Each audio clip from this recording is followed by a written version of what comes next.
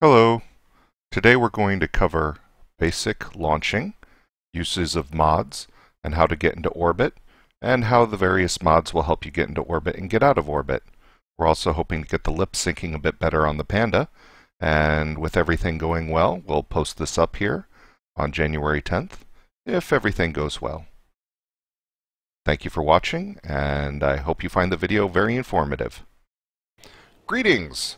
Today we're going to do a base level tutorial of the stock KSP game in sandbox mode, and then we're going to do a demonstration of the exact same walkthrough except with 4 core mods that I believe are so important that they probably should be stock. At least 3 of them should be. And we'll show the differences and why those mods should be installed, and somewhat of how that will help the basic new player understand what those mods do, as well as how to use them and how it can make the game much more accessible, particularly in the early stages before you really know what you're doing. So we're going to start off very basic. So the first thing we're going to do is we're going to click on the vehicle assembly building, otherwise known as the VAB. And welcome to the VAB. Here we are. As you can see, nice, clean.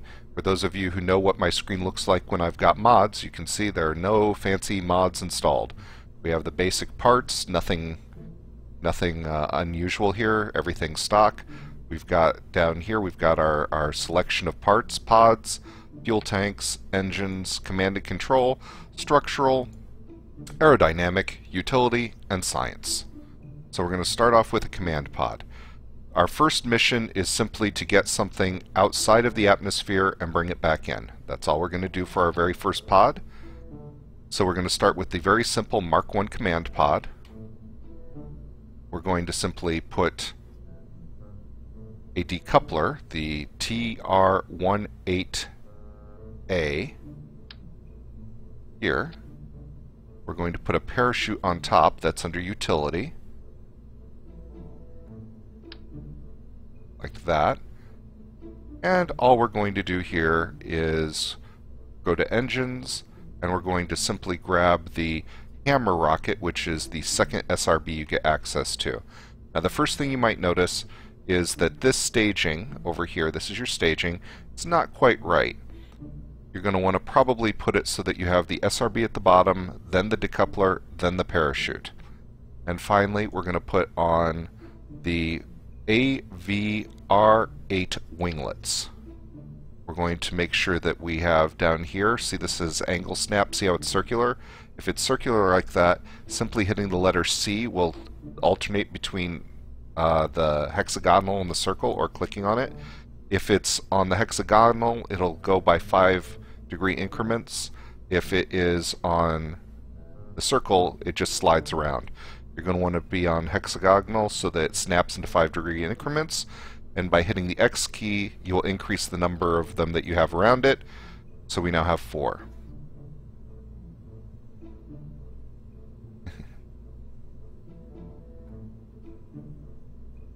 So this is the very basics.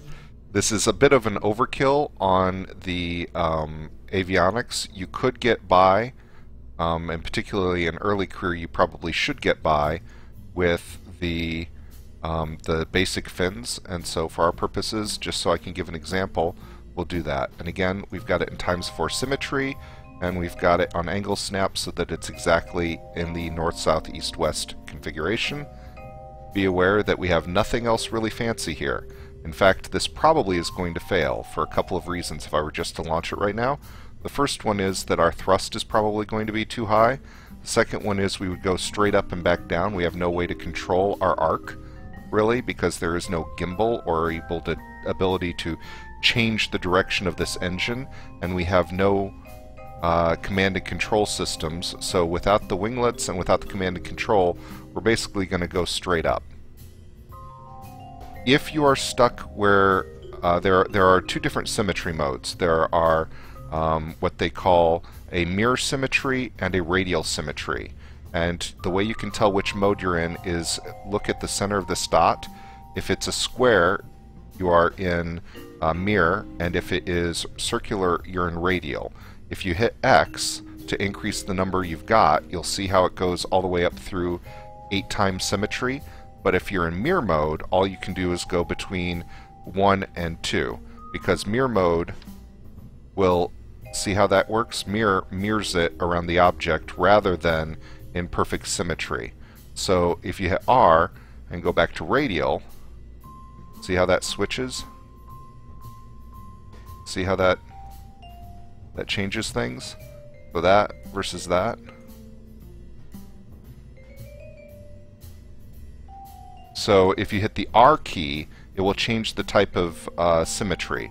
So hit R to go from mirror to radial, and once it's in radial, then hit the X key and you can take yourself down to 4 symmetry.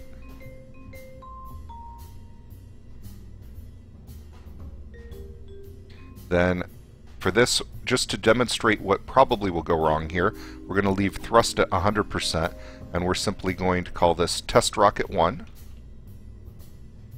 You can simply click up here and type the name of it, and once you've done that, you can save it, and then if you click load, you'll have your craft down here, test rocket 1. If you don't type a name in, it'll just say untitled rocket. Also, when you do that, you can actually type in notes about the craft, which we could talk about in a more advanced series.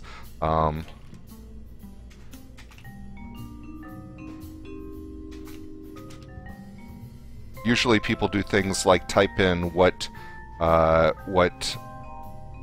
action groups they've set up. Again, that's far more advanced than we're going to be covering today, but that allows you to save a craft and note what the action groups are saved when you save it.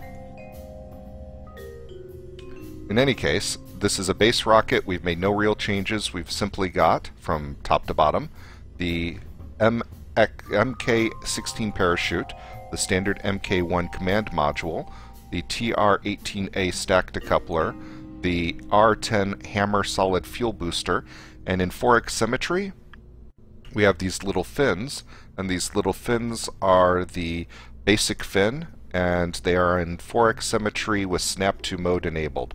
Our staging starts off with the booster rocket, the decoupler, and then the parachute.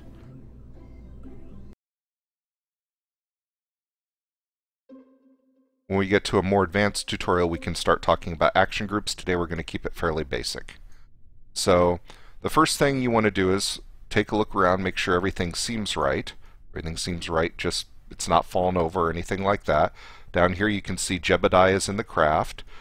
If it's something that's manned or has a proper probe core, you want to hit the letter T.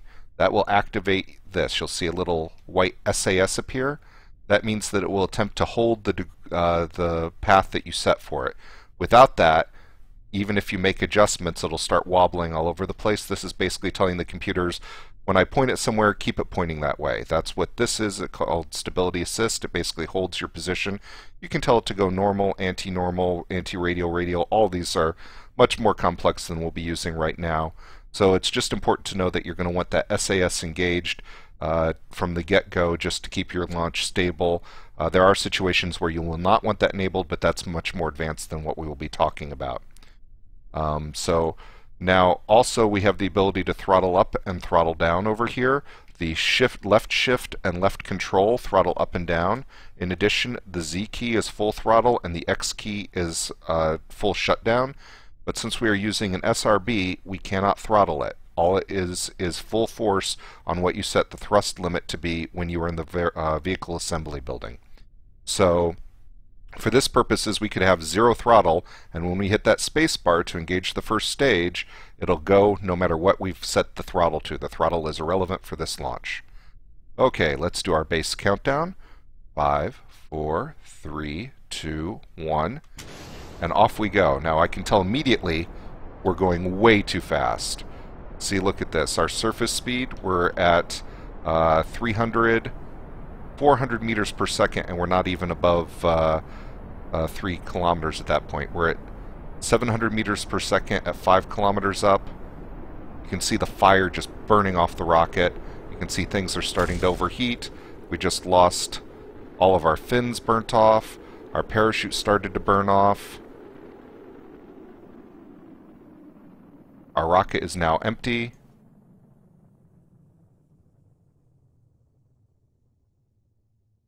Note there's no way for us to tell what our normal maximum height is on this screen. If you hit the M key to go to map, we can actually see that our apoapsis is 104 kilometers, or 104,000 meters, and that we will reach it in 2 minutes. But from this screen, there's no way to see that data. That means we will be breaking the atmosphere, however, because the atmosphere is at 70,000 meters, or 70 kilometers. Once we break the atmosphere, or any time before then, we can hit the space bar, and that will jettison the lower section from our ship, like so. And now all we have is the command module and the parachute. You'll see that the parachute was red, it's now gray. That's whether or not it's safe to try to activate the parachute. Do not activate the parachute while you are in a vacuum. Not a good idea. However, because we went straight up, we're going to come straight down, and the odds of us living through this are pretty much 0 with the current aerodynamic model in 1.0.5. First of all, we did not put a heat shield on it. Second of all, since we're coming straight down through the atmosphere, we are not going to have a chance to slow down enough before we hit the ground that we can activate the parachute. So while we can lower the minimum pressure to 0.01, the speed that this parachute can be launched at is roughly 275 meters, 250 meters per second, and we will not slow down to that speed on our way back down. We're almost to our apoapse. You can see our speed upwards is slowing down here. We're down to 300. When we hit 0, we're at the top of our peak and we'll start coming back down.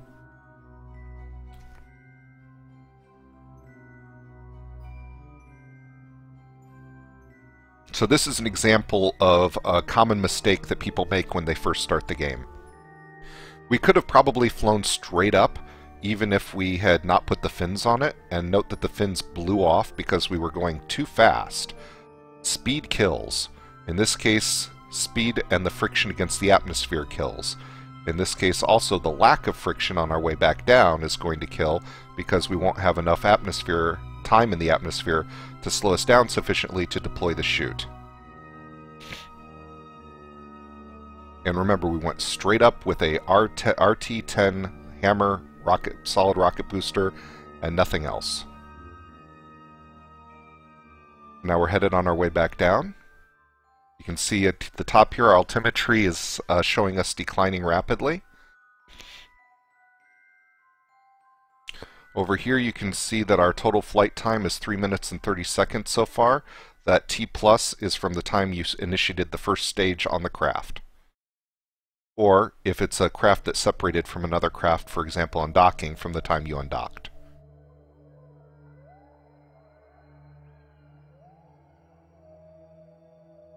And down we go.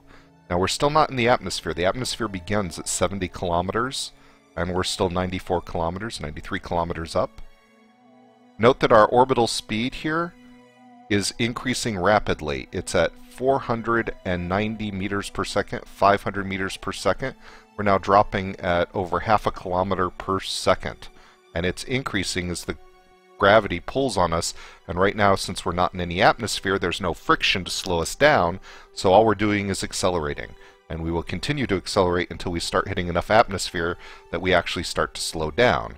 Now the problem is, because we're coming straight down as opposed to at an angle through the atmosphere, we will not be in the atmosphere long enough where it's thick enough to slow us down enough that we can deploy the parachute, because we will not slow down enough.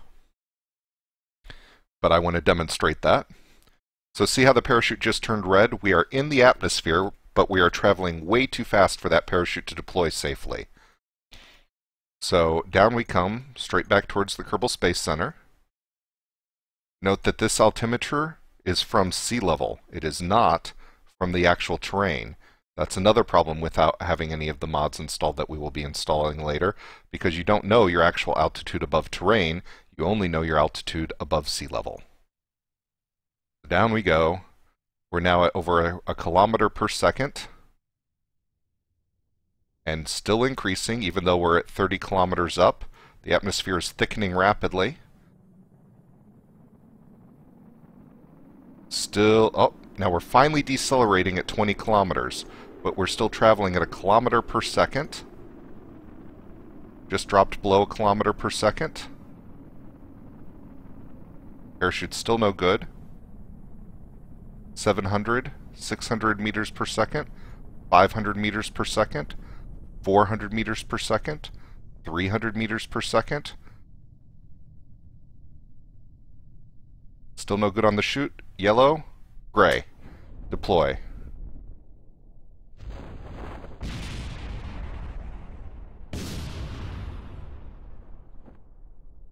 It looks like, just barely by the skins of our teeth, we may survive.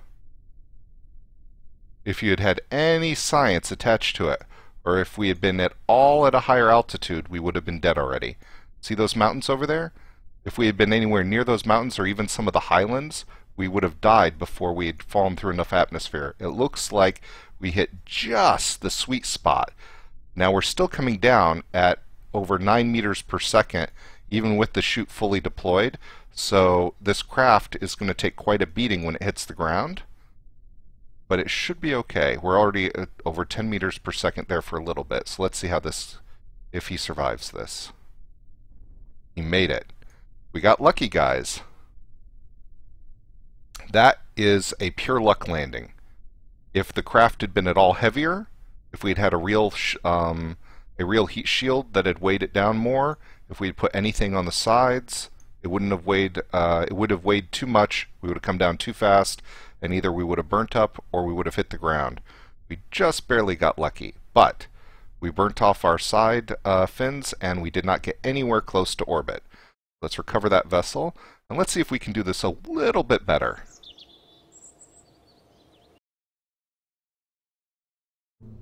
So we're going to start with the same basic design, but we're going to call it Test Rocket 2. Now we know that this was not terribly good because, first of all, it made us go too fast, and second of all, we had no way of turning it over far enough to get into an orbit because we had no real control. So the first thing we're going to do is we're going to remove those basic fins, and we're going to put this T10 over here. Now if you remove a part and you want to get rid of it, you can take it over here and click and it vanishes, or if you want to remove a part and you don't want to actually get rid of it, you can just take it over here and let go. Click once.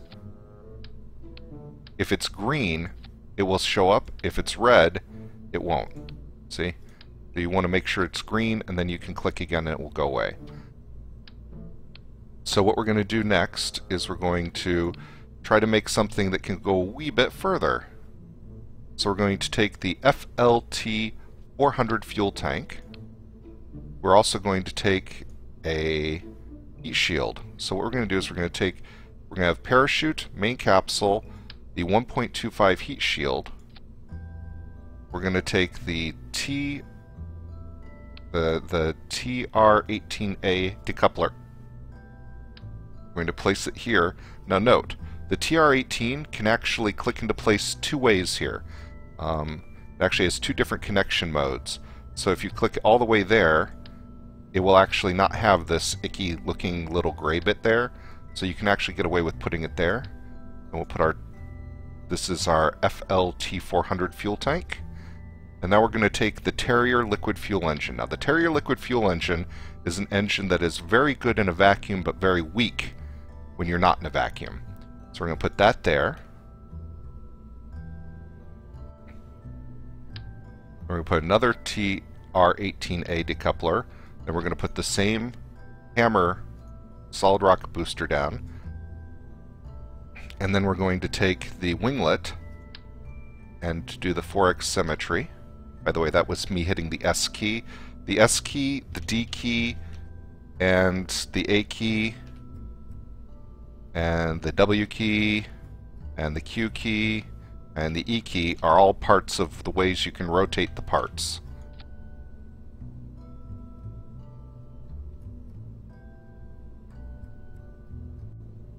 So there we've got parachute, capsule, heat shield, which you can't really see because it's hidden by the decoupler, a decoupler, the FLT 400 fuel tank, the Terrier fuel engine, which is then hidden by the fairing that's part of that decoupler, the RT-10 hammer rocket, and 4 of the AV-R8 winglets.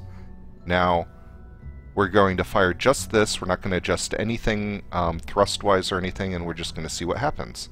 A lot of what you have to do when you're playing without the mods that give you a lot of information is trial and error.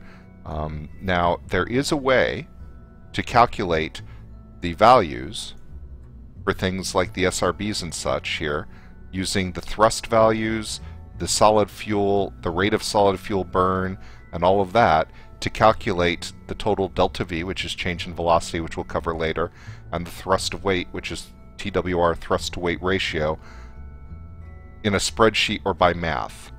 But for the moment, we don't want to sit down and do all of that math, we just want to play the game, so we're going to do it by some trial and error here. So let's see what happens with this setup.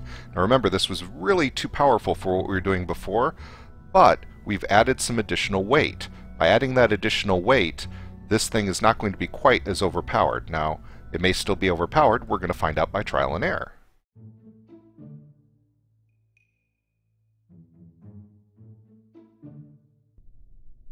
So here we go. We have our basic rocket sitting on the launch pad. We've got Jebediah Kerman in it again. Just like last time, we're going to hit the T key for activating the base SAS. The command pod has a reaction wheel. It's a very limited one, but it's something. A lot of our control is going to come from the winglets this time. So we're going to hit T so that you've got the SAS engaged. This time we're going to hit X to throttle it all the way down, but that means the SRB will still fire at full. And then we're going to do our little countdown. Note that this said 75 meters when we did our last one, and now it says 78. That's because we've raised the command pod 3 meters by adding this section. So imagine that. So let's give this a start, shall we? So 5, 4, 3, 2, 1.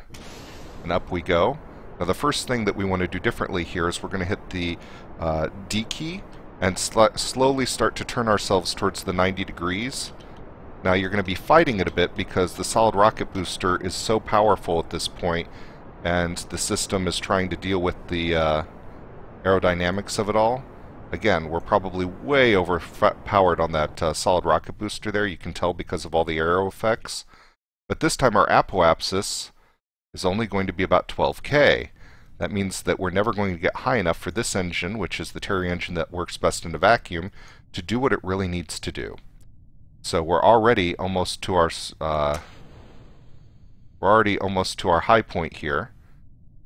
By hitting the spacebar, we activate that engine. Watch how many times you hit the spacebar, though. For example, if we hit it again, we'd instantly activate that part. By hitting Z, we go full throttle, but in this case, the full throttle on this is pretty low because we're not out of the atmosphere. We're only at 12K. And if you look here, you can see that our time to apoapsis is only barely climbing. See T13, T14, 15. That's the amount of time until we reach our apoapsis. It is going up, but we're eating through our fuel pretty fast. The odds of us actually making it out of the atmosphere are slim, although not impossible.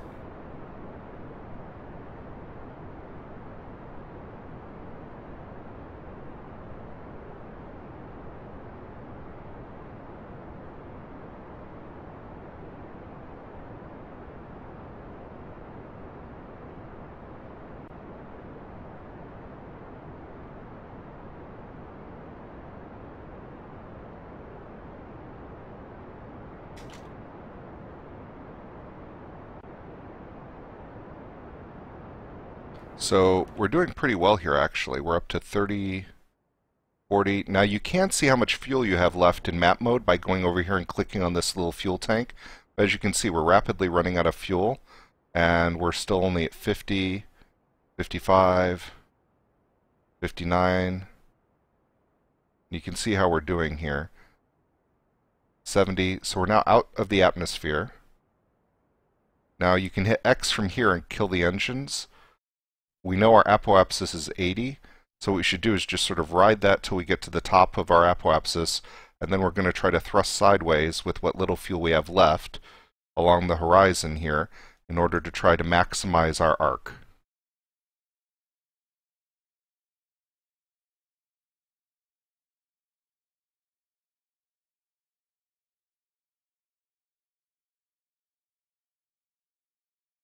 So I just rotated it by using the Q keys. We were like this. We are now like this.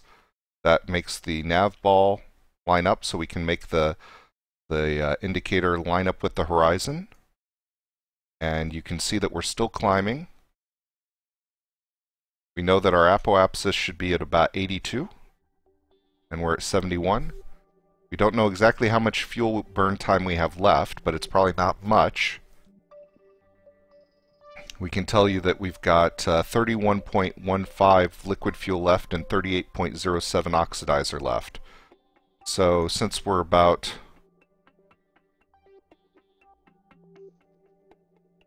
two kilometers up from away from our apoapsis, I'll start doing our burn here.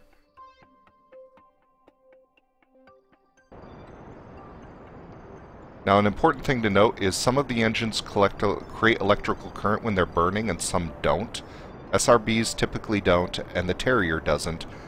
Some of the other engines we'll be using shortly do.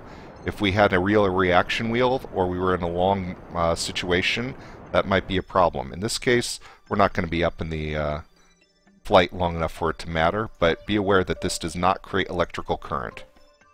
So with that burn, we got to an apoapsis of 83 kilometers, but we're nowhere near an orbit. As you can see, we're going to come down. We launched from over here, actually right here, and we're going to come down somewhere over here. We'll land short of the land because friction will pull that back in.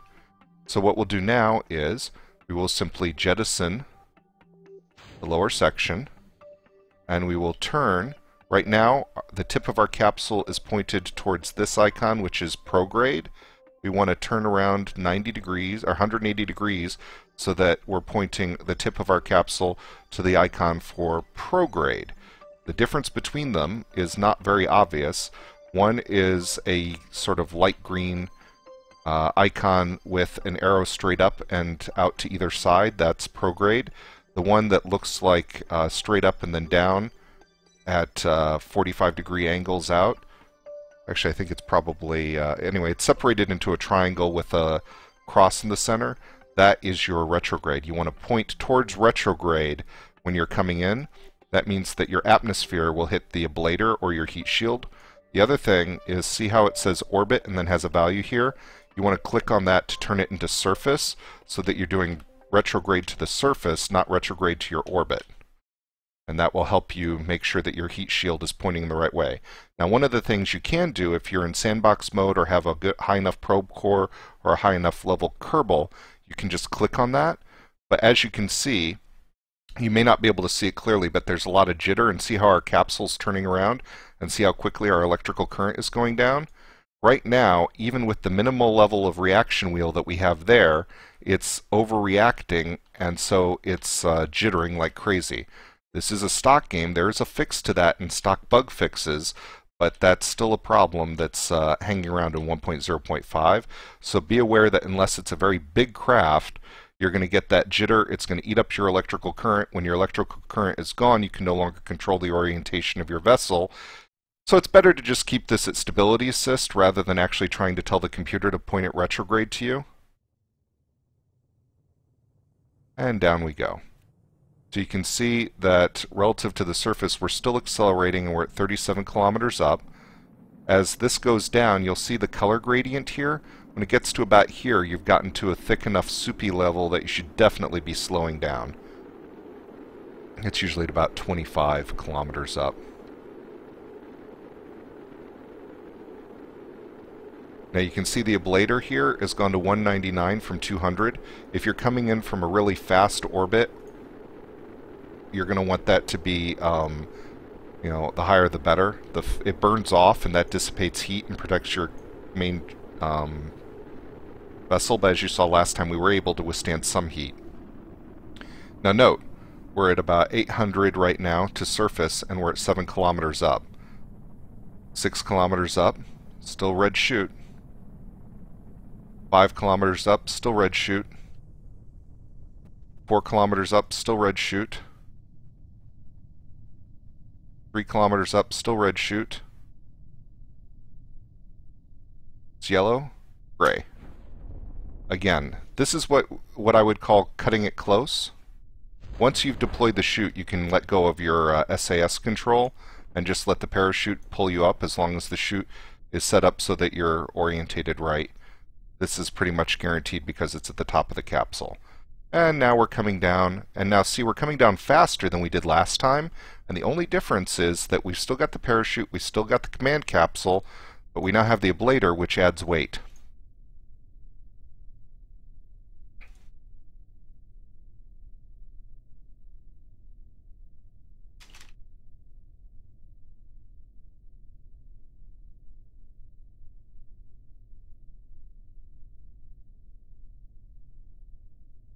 And here we come to splashdown, and splash. And we have successfully splashed down. Let's recover our vessel, and let's see if we can get closer to orbit.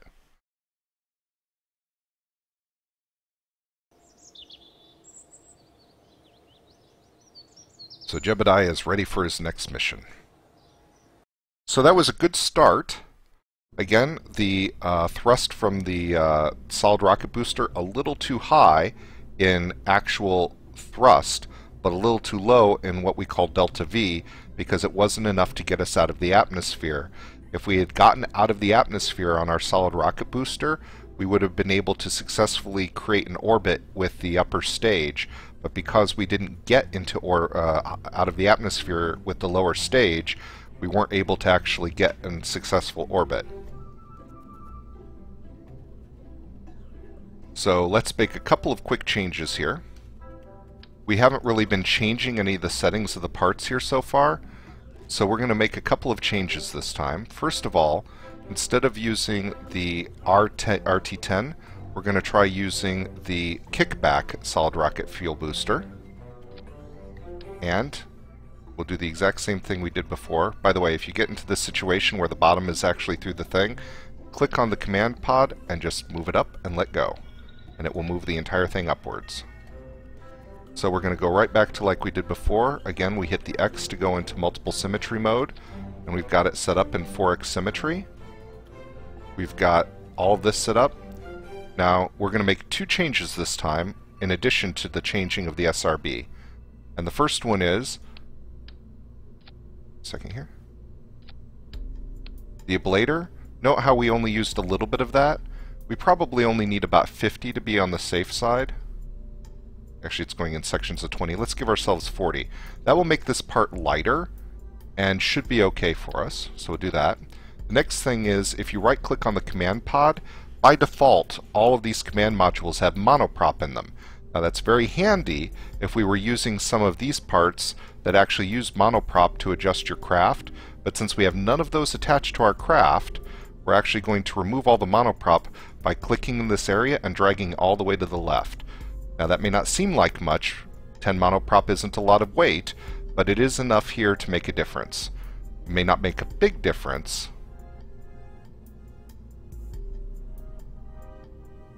So here we go. So what we've done is we replaced the RT-10 with the S1 SRB KD-25K kickback, and we've attached the exact same AV-R8 winglets to it, and we've reduced the ablator and taken the monoprop out of the command capsule. And this is our third attempt. Now, because we've not tested this yet, I'm going to leave the thrust exactly like it is in stock. We haven't adjusted the thrust or the amount of solid fuel here. And we're going to just click Save after we've changed the name. And then we're going to click Launch.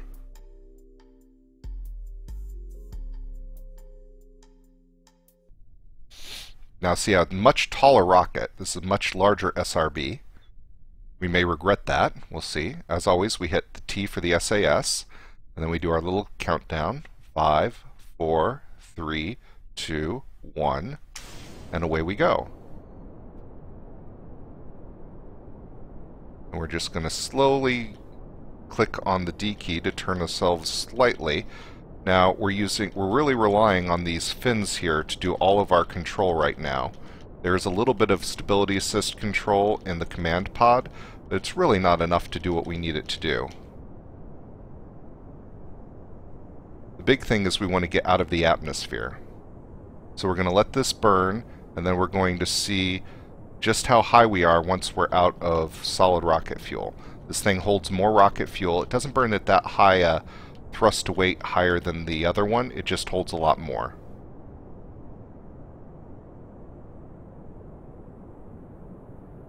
You can see we're going too fast because of the fiery effects. If you're getting those fiery effects on takeoff, you probably have too high a thrust-weight ratio. You're wasting some of your thrust designed to get you out into space against the friction. Now, look at that. Our apoapsis is 282 kilometers. That's pretty darn good.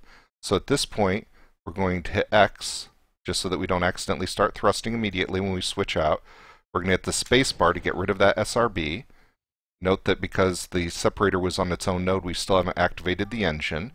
Then we'll hit spacebar again to activate the engine. Now, if you're in sandbox mode, you can do what I'm about to do right away. If you're in career mode, you have to upgrade both the mission control building and the satellite building. But we can click Add a Maneuver Node. You try to do it as close to the apoapsis as you can, and you just pull on the prograde. And now you can see, until we're out there, we've got 345 by 255. Not terribly great, but it's something. And it tells me that that's going to take 1,617 meters per second. Now, that doesn't tell me what we actually have. Note, it also says the estimated burn time is 28 minutes. That's not right now. As soon as I hit the thruster for just a second, it'll recalculate. It says 1 minute and 44 seconds burn time, and it tells me my node is in 4 minutes and 6 seconds. Now see the little dark blue arrow here? That's telling me where my maneuver node is, orientation-wise. So right there is where I want to point. Now there is a maneuver command here if your Kerbal is high enough level or you have a right remote pod. But if I did that, not quite as bad as the retrograde, but you are eating up more electricity than you would otherwise. If we just hit stability assist and let it hold, we're basically not using any electricity right now. Now, the burn time is 1 minute and 44 seconds. The node is in 3.5 minutes. What you do is you half your burn time. In this case, that's going to be roughly 104 seconds. You half that, that's 52 seconds. And that's how far away from the node you want to start your burn. Now this is with the assumption that you have enough delta V, or this number, in order to actually follow that node all the way through. I'm going to make the assumption we do. I don't know for sure. So what we want to do is we want to wait until that number says roughly 52 for our T minus to the node. Now we can actually use time warp, and you can either click up here and you see time is just accelerated, or you can use the period and comma keys to do the same thing, and this allows you to maneuver, get to nodes in a faster time. You don't want to go too fast or you'll overshoot your maneuver. So we're at T minus 1 minute 20 seconds. We'll slow back down. 1 minute even. 59 seconds, 58. 52, and away we go. Now we'll see if we have enough fuel in this to create the actual orbit that we're trying to create.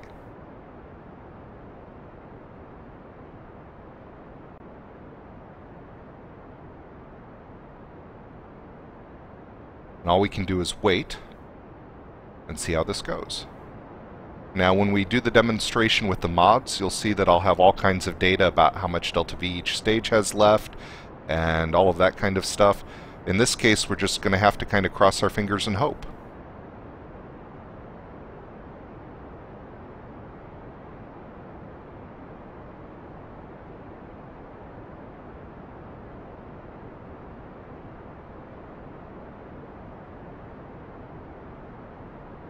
One nice thing you can do, though, is see how we're still a little over half. There, we just hit the halfway mark.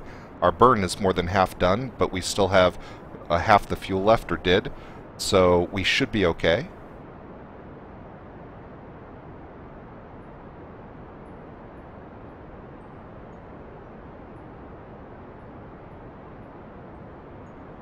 And that flip right there of the camera, that wiggle, Tells me we're outside of the atmosphere.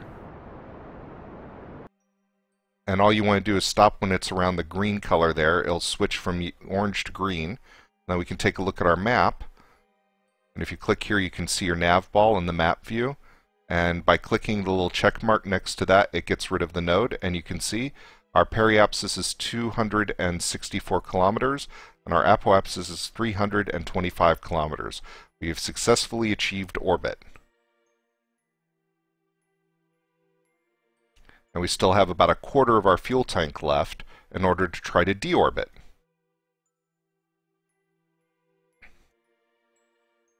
So here we are in orbit. Happy little Jebediah Kerman. Now, if we had not had maneuver nodes, all we could have done is tried to fire towards the horizon when we were a set distance out from the apoaps and try to keep the apoaps a certain distance away from us, time-wise. And you probably would have had to have done all of it from this view, because then you could monitor exactly what your apoaps was, your periaps, your fuel, and all of that data. But this, I mean, you keep having to hold your mouse over things and all that. When we get the mods going, I'll show you how to get that information in a way that is better for you to view, display-wise. So right now we've got a successful orbit. So now let's see what we can do about deorbiting. So what I'm going to do is I don't want to try to land when we're in the nighttime. So what we're going to do is we're going to hit F5. When you hit F5, you'll see a quick saving over here. Now, if I click and hold F9, we will revert back to this point. So what we're going to do is we're going to click over here, and we're going to click warp here so that we can get to a point where we're close to the apoapsis and we are going to land on the sunny side of Kerbin so you can see what it looks like. Landing on the night side is a little bit tougher because you can't really see what's going on. In addition, it's a bit problematic because I couldn't really show you what I was doing. There are mods that I normally use, in particular one called Minimum Ambient Light Adjuster, which can make things look a bit brighter, or you can add lights to your rocket. Lights use electricity, however. So now that we're at the apoapsis, what we're going to do is we're going to rotate our rocket until we are pointing at our retrograde. That's the prograde. There's our retrograde. And what we're going to do is we're just going to fire in retrograde. And you can see as we fire, the periaps comes in very quickly. And we want to stop it and then just tap it enough until we're at about 30.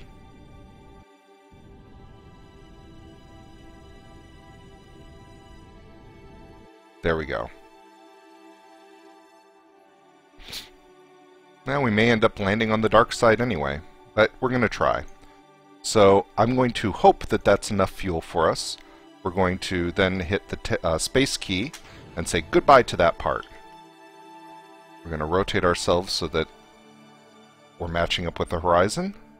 We're still 324 kilometers up. I'm going to use the time acceleration over here by hitting the comma key, period key. And we're going to time warp.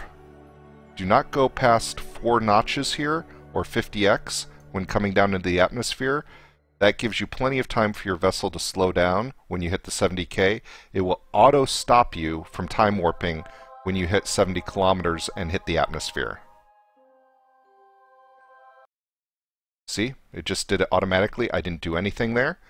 So we're going to rotate our craft until we're pointing retrograde. Whee! And again, I'm just using the WASD keys and the Q and the E key to do this maneuvering. We are already in the atmosphere, but we're high enough up that there's not very much of it yet. We're going to click here so that, again, we switch from orbit to surface. And we're just going to ride this down and see how well we do. We only have 39.96 ablation left. We actually, if you looked at it when we got up, because of how we punched through the atmosphere on our way out, we actually burnt off just a hint of ablator on our way up, actually.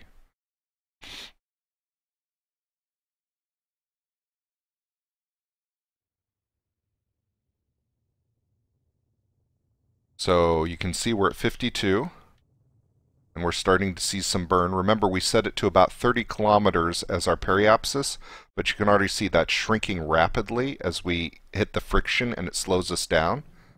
Even though our speed is actually increasing, our periapsis is going down. That may seem a little counterintuitive, but the original calculation took into account our speed of speeding up as we got closer to the center of mass of the planet. Okay, now you can see we should start slowing down. There we go. We're moving at 2.3 kilometers per second, or 2,300 meters per second. Did you see that little wiggle that just happened? That's when the periapsis drops below 25, and that's sort of a magic number for the system. So we want to keep it so that our rear end basically is pointing towards the atmosphere so that it absorbs the heat and all of that. See, we're already chewing through that ablator. We're down to 35.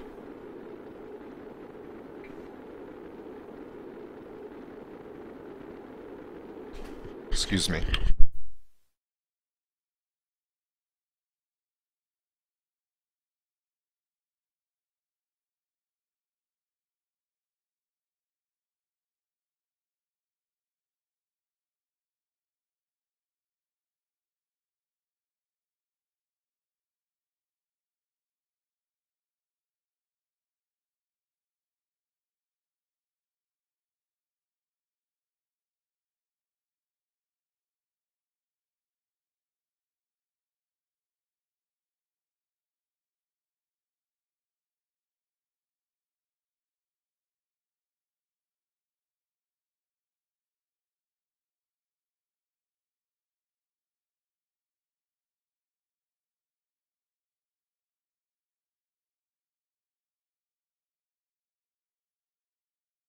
Sorry about that.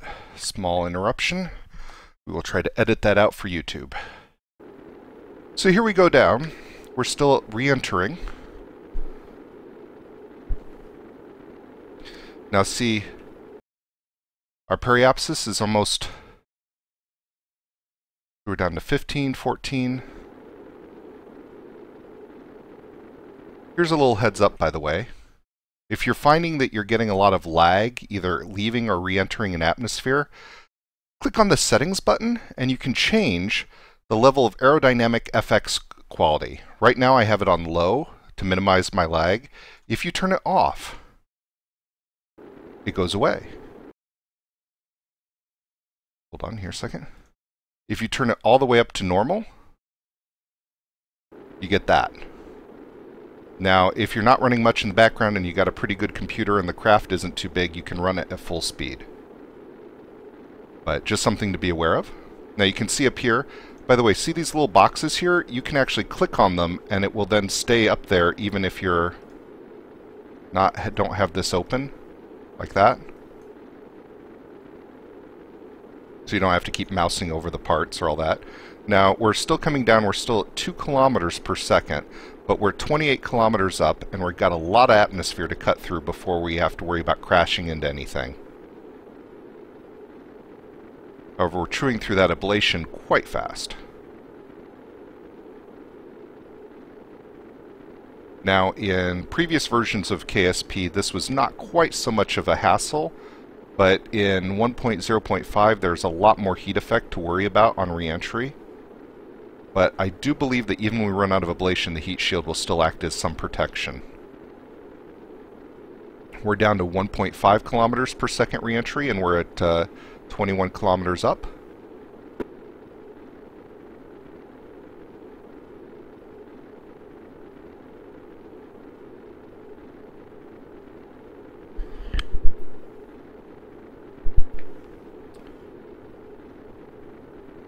"17 kilometers up, 11,000 meters per second, 1 kilometer per second basically at this point. Slowing down very fast now as we get through the thicker atmosphere. Even an empty ablation heat shield can help you out, so just running out doesn't mean you're doomed, but it's better getting rid of the heat when you're when it's actually burning some off. So we're at 500, we're at 10K up still. We're at 500 meters per second. And I'm just tweaking it so we're constantly pointing down. Now, I did say, look, this is why I didn't want to land on the night side. You can barely see my ship or the ground underneath us. And that's stock. Now, there is, as I said, a mod called Minimum Ambient Light Adjuster. So we just, at 6 kilometers up, we've just passed our speed, so we can now deploy the chute. The chute will only partially deploy until you get to the height that it's set at to fully deploy. In this case, 1,000 meters or 1 kilometer. So we can turn off the ablator. There, now we're no longer looking at that. And it looks to me like we're about to land in the ocean. Yep, that's what it looks like.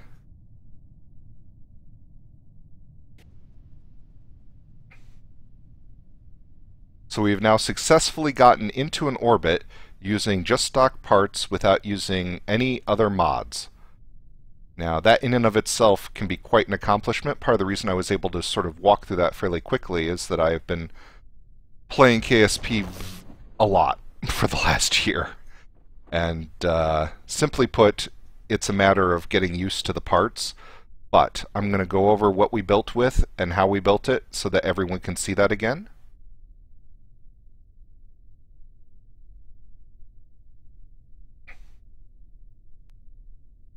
You don't want to come down much faster than we're coming down right now, which is right around 9 meters, 10 meters per second. That's fine on a splashdown. Hitting the ground that hard with some parts would cause them to explode. The capsule itself is a little more resilient.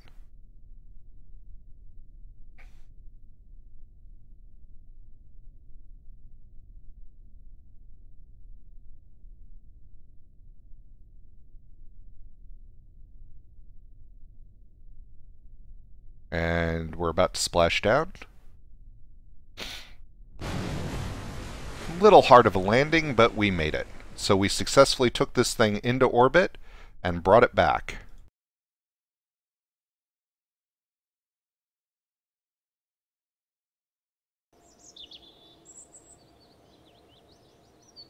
So let's review that craft once more. We were a little bit too high on the thrust on our way up, but we probably have to pretty much be happy with what we had there. So let's take a look again. I'll just run you through what we have from top to bottom. First we put down a command pod. We reduced its monoprop to 0. Then we put a parachute on top, the Mark 16 stock parachute, which just fits on the top. Now be careful. There is a hold on here a second. There are some parachutes that are not good for what we're doing. There you are. See that? You don't want to use those guys. Not that you really could. It would look really goofy if you used the wrong one. See? Don't use those guys. Those are for much bigger command modules, like the command modules that we might land on the moon or something. So note that just removing and re-adding the parachute messed up my staging over here. So anyway, let's go back down through here. We got the command module, then we put the parachute on top. We took the monoprop out of the command module. We then added the 1.25 heat shield and reduced the ablation to 40. Then we attached the TR-18A stack decoupler. Then we put a FLT-400 fuel tank. Then we put a Terrier liquid fuel engine. Then another decoupler. Then we put the kickback solid fuel rocket, which is this big long one. And then we added 4 of the AVR8 winglets. And then we made sure that our staging from bottom to top was the solid rocket booster, the first decoupler here, the Terrier engine, the second decoupler for the rocket, and then lastly the parachute. And that was able to get us into a successful orbit above 250 kilometers and then return back down to Kerbin. And we did not adjust the thrust limit for that, and we used the Terrier engine at full throttle once we set up the maneuver node. So, and then remember, when you have the maneuver node, figure out your total burn time, half it, and that's how far away from the node you should start your burn. So this right here is a thing that you can take into orbit around Kerbin and back down successfully, and you should be able to repeat that for your very own enjoyment at any point using these stock parts with those settings. May take you some trials. Be aware that getting up and out of the atmosphere can be a bit tricky, because even with these guys attached, it doesn't really want to cooperate. Now, you could do something like use an advanced inline stabilizer to control how well you could tilt the craft, but if you did that, you'd need to add some batteries because that uses electricity. And remember, we said the Terrier engine doesn't generate electricity, and a few other things start to complicate that as well. So this is about as basic as you can do for something that will go straight into orbit and then be able to come back.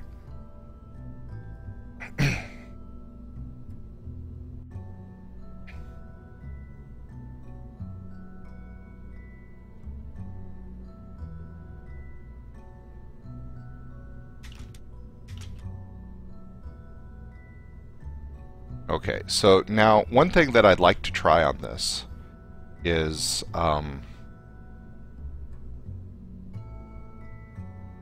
what would happen if we reduced the thrust. So we know that 100 was probably a little bit more than we needed, so let's try to reduce this to 80 and just see what happens. And this is what happens with trial and error when you're playing with stock.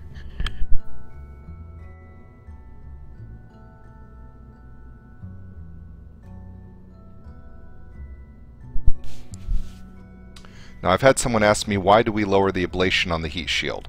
The reason we lower the ablation on the heat shield is that the... Hold on here a second. There we go. The total mass of the craft right now is 1 ton, right? With just these 3 parts. It doesn't count the parts that aren't attached. If we take the ablation shield to full, it's now 1.2 tons. We've now added 200 kilograms of weight to the craft. So by reducing this to 40, we've taken away 200 kilograms of mass from the command module to reduce its weight. By reducing its weight, it means that the parachute can be better at slowing us down, or rather, it can slow us down to a slower speed. The heavier the craft, the more parachute you need. We could have added radially attached parachutes to offset some of that weight, but then you have also the fact that every ounce that you add to the thing that you're lifting means that you're going to use more fuel. So that's why the ablation was reduced. It's also the reason we took the monoprop out of the top capsule. So we've reduced this down to 80, and we're going to give this a test. We're going to call this test rocket 4. And again, what we're doing here is we're just sort of tweaking the values. By the way, over here, you've got what's called the engineer's report.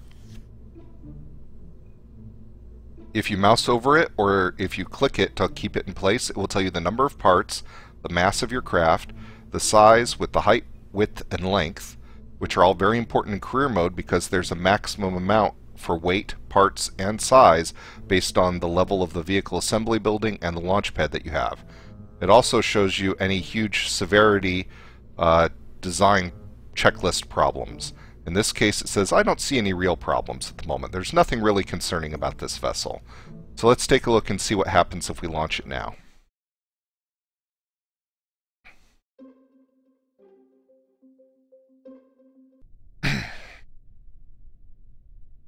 Now, realize that since we went into orbit and came back, we're now at nighttime. One of the things you can do is if we go to the Space Center, there is a button right here that says Warp to Next Morning. It's just to the right of the date, so we can click on that and it will time warp to the next morning. Poof, it's morning. Then you can click on the rocket and click Fly, and away we go.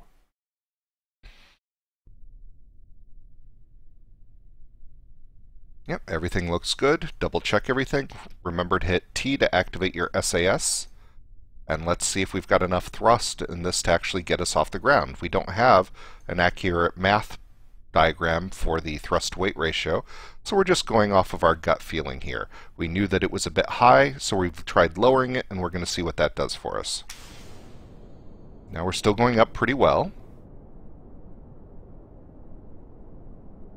I'm just tapping the D key ever so often. Here you can see down here on the yaw that we're just sort of tapping it to slowly start turning ourselves over.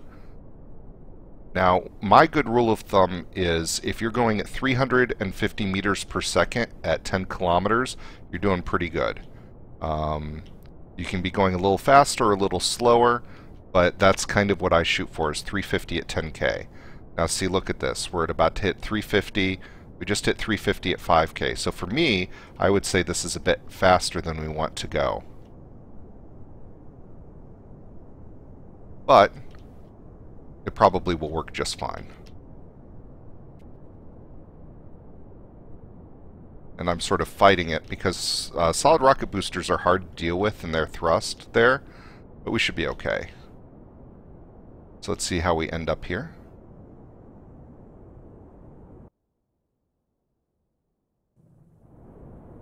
You can see we're overheating a bit. Seeing that effect means we probably are going too fast.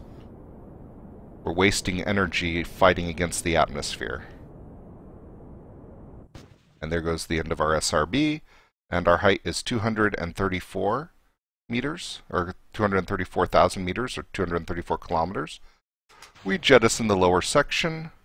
We hit X so that the throttle is down on the next section. We hit space to activate it. And then we come up here. We go to where we think the apoapse is and hit Add Maneuver. We pull on the prograde. And what we can do is if we can grab that circle, we can actually turn it and try to get to where we're at prograde, or at the apoapse. We just pull that out a little bit more. 220 by 235, that looks good to me. Now again, it says that our burn time is going to be 30 minutes. That's not right. We're going to tap the throttle just a second to make it recalculate. Now it says that we need to burn for 1 minute and 40 seconds. That's going to be 100 seconds total. 1 minute is 60 seconds, so that means we're going to need to burn for 50 seconds before and after the node.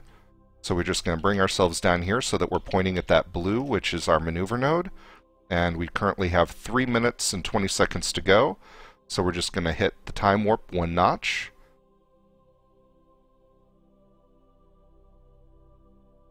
We're going to just ride this up until we get to 50 seconds, or about a minute out from our node. We're 2 minutes out now.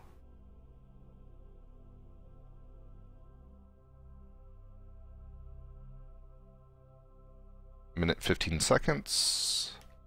1 minute out, I stopped our time warp. 50-ish seconds. 55, 54, 53, 52, and I'll just start there. As a general rule of thumb, I like to start just a bit before half of the node.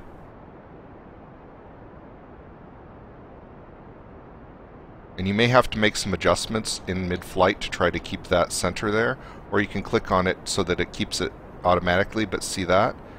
That's caused by the gimbal. You can turn the gimbal off. That's the ability for the rocket engine to adjust itself. That was the gimbal fighting the command and control of the pod. So things you have to worry about is if you tell it to hold the maneuver node, be sure to turn off your gimbal or you'll end up getting, even now we're getting some wiggle, and you can see that's chewing through some of our electricity. More than it would normally anyway.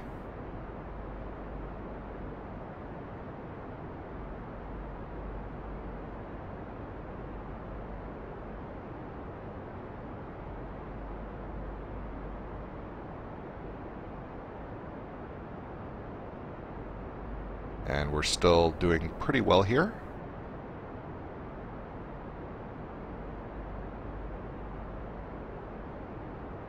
And once that turns, you saw the wiggle, that means we're probably in close to an orbit. And then by hitting X when we're about done, that kills the throttle, and we're 0.3 meters per second off of our actual node.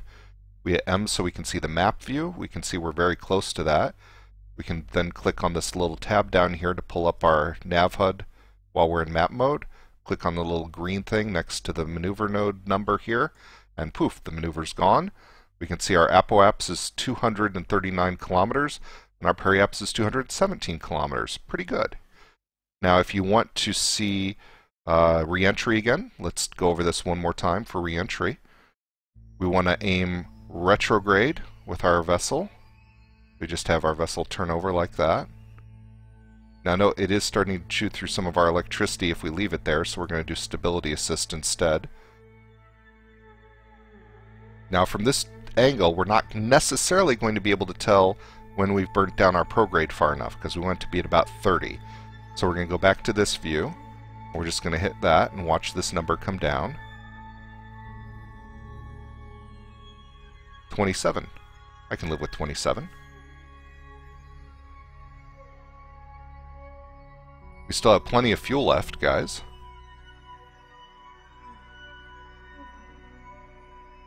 So after this, I'm going to pull up a version of KSP, this exact version of KSP, with the mods installed that I'll have a link for available in the description of this video. So what we'll do right now, though, is we're just going to jettison that rear section, rotate ourselves so that we're equal to the horizon, like so. Another cute trick, see how these are all orange down here? If I hit the caps lock button, they all turn to blue, and that gives me what they call fine control.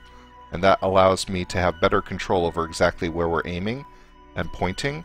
That's very important if you're flying an airplane more than anything else, because sometimes the gross control adjustment points for an aircraft would just cause you to flip, whereas the fine control often is really the key for an airplane. Also, if you're doing a docking maneuver, I highly recommend using fine control, but we'll cover that in a more advanced video in the future. Again, we'll click this so we're going down to surface. And as we did last time, we're going to do a little time warp, but we're going to only take it to 4 notches there, and that's because we don't want to enter the atmosphere too quickly. The game has a little bit of a problem if you are going faster than that when you hit the atmosphere. Again, part of that has to do with the speed you're approaching the planet, too. If you're like on a return orbit from around the Sun, straight into Kerbin, 4x may be too fast anyway. Just a heads up for that, by the way. So we're going to point so that our rear is pointing again towards the retrograde. And down we go. We're in the atmosphere already.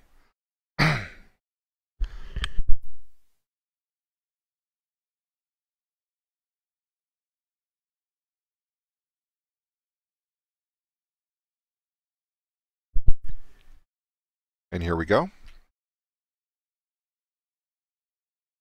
We're at 60 kilometers up.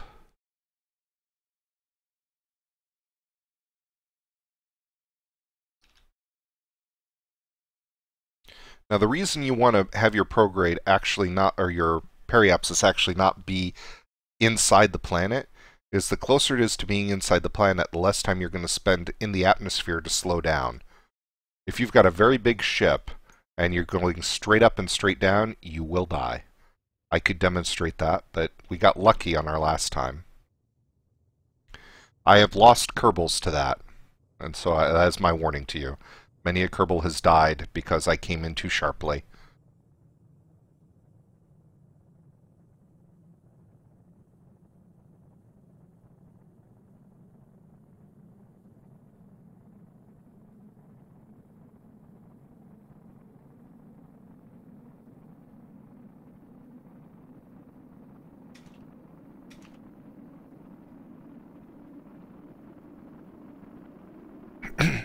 So here we go, you can see the ablation is being burnt off again.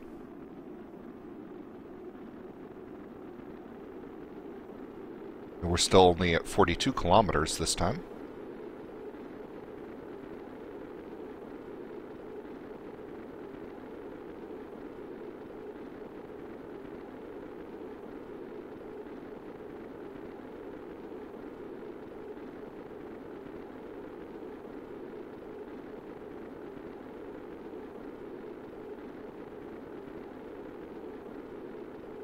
Now, it has been suggested to me that I could turn off the SAS at this point due to the design of the craft, because the ablation shield is heavier than the top, and so naturally this would stick down to the bottom. However, there is something with the aerodynamics, so if it started to flip, it would lawn dart. However, the general concept is accurate. The SAS would not necessarily be needed in this circumstance. However, as a rule of thumb, I tend to keep it on, just because I've had too many craft flip on re-entry and had the parachutes burn off since 1.0.5. So while I could turn it off, as a rule of thumb, I won't.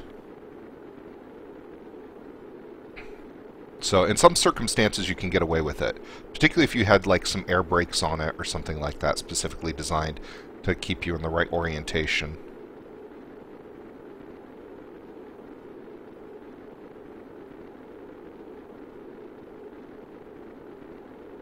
We're 27 kilometers and just under 2 kilometers per second in our approach. That speed there for surface is a combination of horizontal and vertical speed versus the surface. It's not straight down, it's 1.7 kilometers per second right now. It adds our vertical and horizontal speed relative to the surface together. So a lot of that speed is going across the surface, not straight down. And in fact, when we install the mods, you'll be able to separate those two out.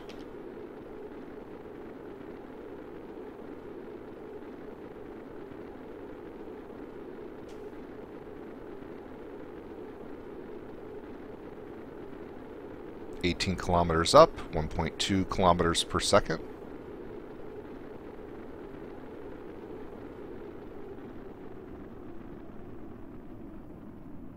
(15 kilometers up, and we're below a kilometer per second. So we're really doing a nice re-entry here. I know, again, we're landing on the dark side. I apologize for that. But at least you can see kind of what we were dealing with here. Parachute's still red. We're at 600 meters per second. 10 kilometers up, 500 meters per second. 350 at 8 kilometers up. 300 at 8 kilometers up. 285. 275. 270.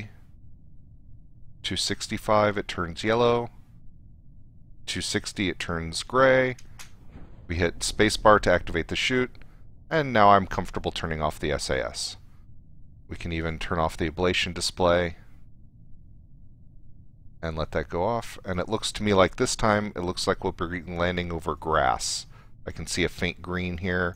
I can see the ocean over there. I hope you guys can make that out. You can see our parachute up there, holding us. That's our pull point, basically. Our drag point is the parachute, which keeps it so that this is towards the top and that's towards the bottom. And we just crossed 1,000 meters above the terrain, which was about 1,300 above sea level. So note that this number did not tell us our altitude above terrain, but the parachute knew, which is interesting. The parachute knows when you're 1,000 meters above the terrain, but you don't.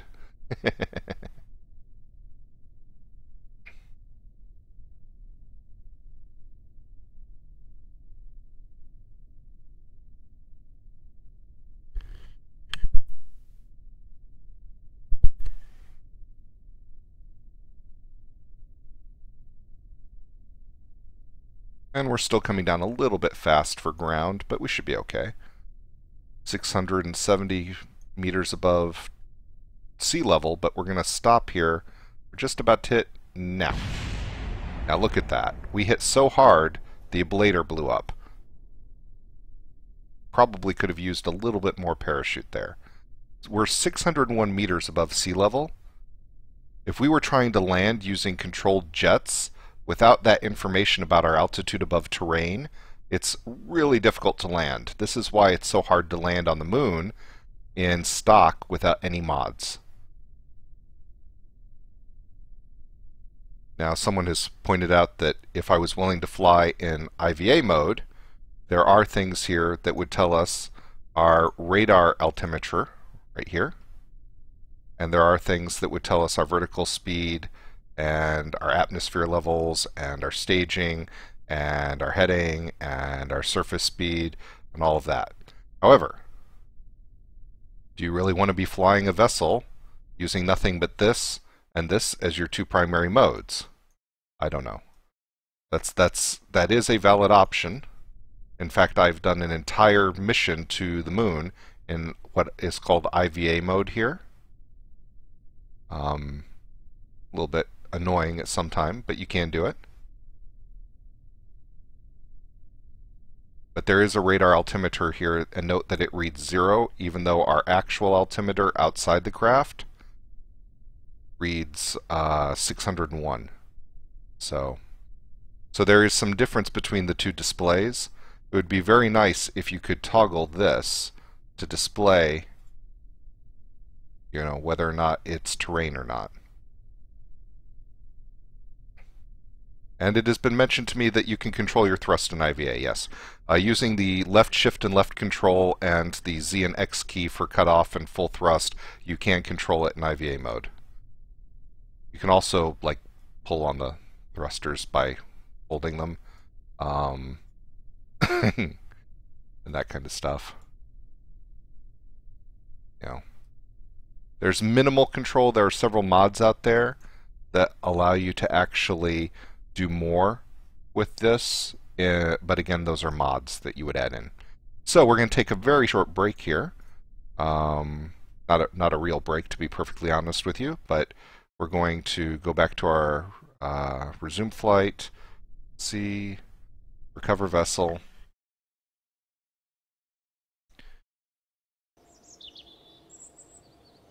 And we're going to close down Kerbal Space Program. Put up with a black screen for me for a little moment here. And what we're going to do is we've got a series of 4 mods that we are going to add to this game. Those mods are Kerbal Engineer, Precise Node, Transfer Window Planner, and Kerbal Alarm Clock. And I've just installed those, and now we will start the game back up. Now I just downloaded these mods fresh.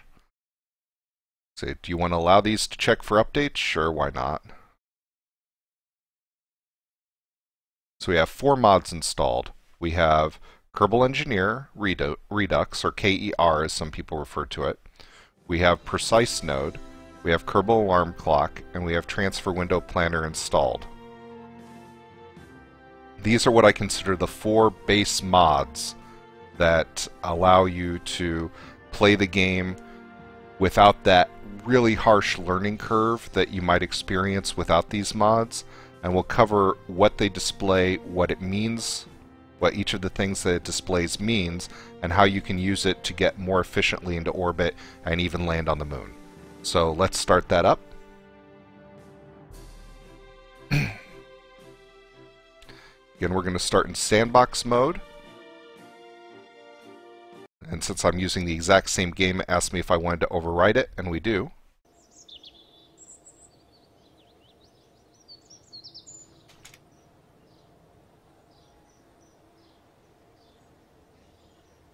So here we go. So the first thing you might notice is that we've got this little funny icon and this little alarm clock in the top right hand corner.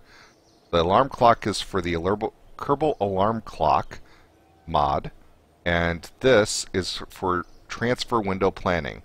Now, Transfer Window Planning we'll cover in a much more advanced tutorial, but suffice it to say, it tells you, for example, if I wanted to go from Kerbin to Duna, which is the equivalent of Mars, and my initial orbit around Kerbin was 100 kilometers up, and my final orbit around Duna was 100 kilometers up, and I wanted to figure out the fastest and best delta V, we could set that up and then click plot it, and it will tell me that we want to leave in roughly 234 days from now, and that the total delta V that it will cost me is 1,679 meters per second delta V.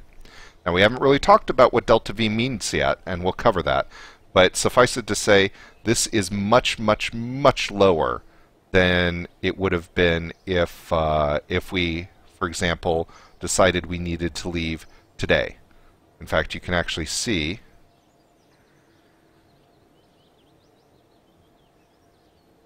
if I needed to go today, and I needed to be there in, say, 75 days.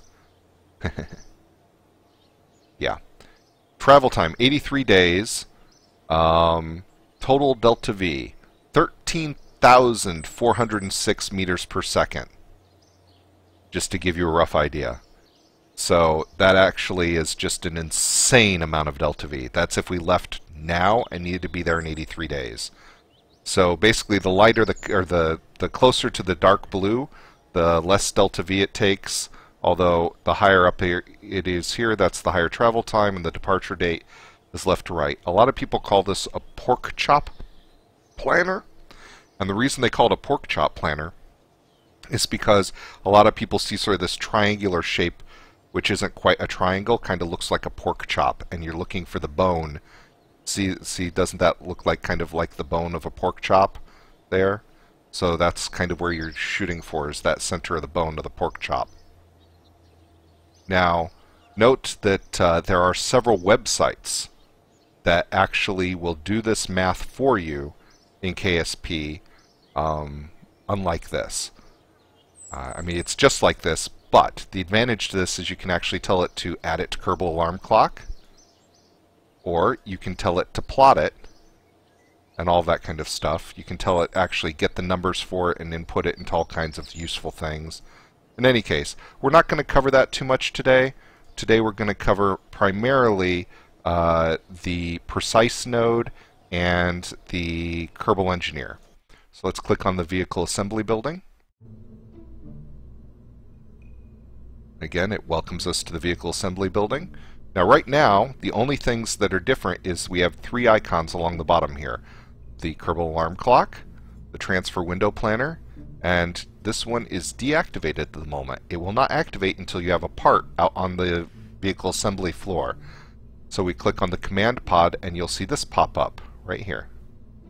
Kerbal Engineer Redo 1.0.19.2.